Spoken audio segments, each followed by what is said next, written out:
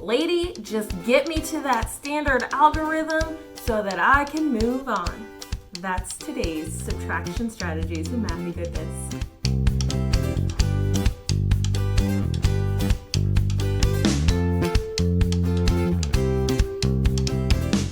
Dear standard algorithm, we may not always understand you, but we love you.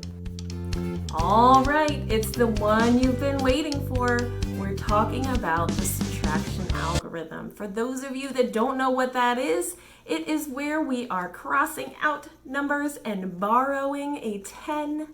So why did I wait so long to bring in this strategy? Well, simply put, this strategy is advanced. It relies on so much understanding of our place value system, and it actually is the most likely to be totally messed up and turn into what I call number soup. Let's take a look at some of the common mistakes. Oh my, a ghost. So this one is scary because we didn't line up the place value correctly, and so every step of this problem is actually incorrect. The next one is the most common mistake I see. Students know that 3 and 8 are 5 apart, but they've completely forgotten the context of which number is being taken away.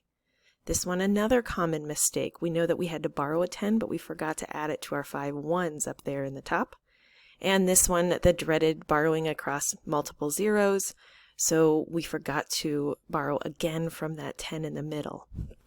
How can you help your child get to this strategy? Well, the best way that I have for you is expanded form. Take a look here at how we can use expanded form. The expanded form model is something that students learn when they begin to learn about place value. This knowledge can be a valuable connection to help students understand the standard algorithm for subtraction. In expanded form, numbers are broken apart into their place values, so 653 would be 6 hundreds, 5 tens, and 3 ones. When we subtract using the standard algorithm with this expanded notation, we can see clearly what is happening to each place value as we subtract from ones to tens to hundreds. This helps children have future success when they need to regroup. When we bring in regrouping, get those models back out, either drawing the base 10 blocks or using actual blocks or even poker chips could be an example of our Montessori blocks that would help us see that connection of trading out a 10 for 10 ones.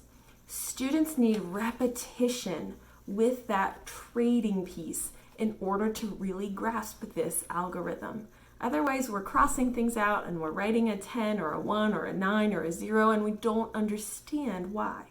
I know what you're thinking. That's all great, but how do we get them to regroup? We can use that expanded form model again with regrouping. This time we're going to see 517 as 5 hundreds, 1 10, and 7 ones.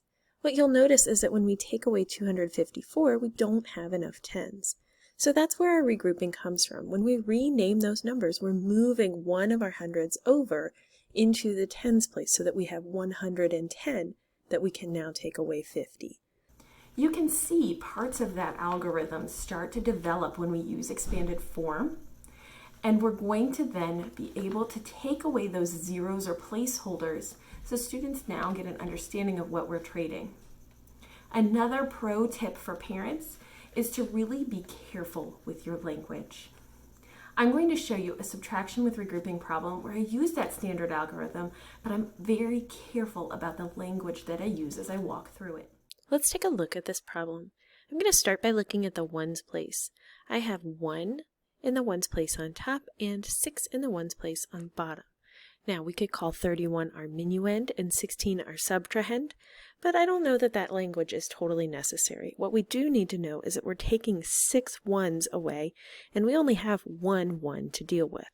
That's not going to work. So we're going to need to take one of our tens, because we have plenty of those, and break it apart and add it to our ones place.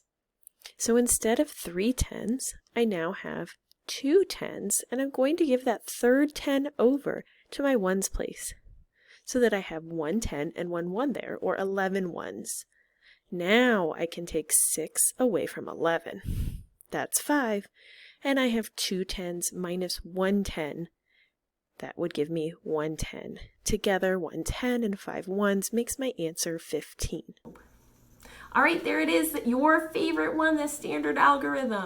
Comment down below. Is this what you were looking for, the standard algorithm?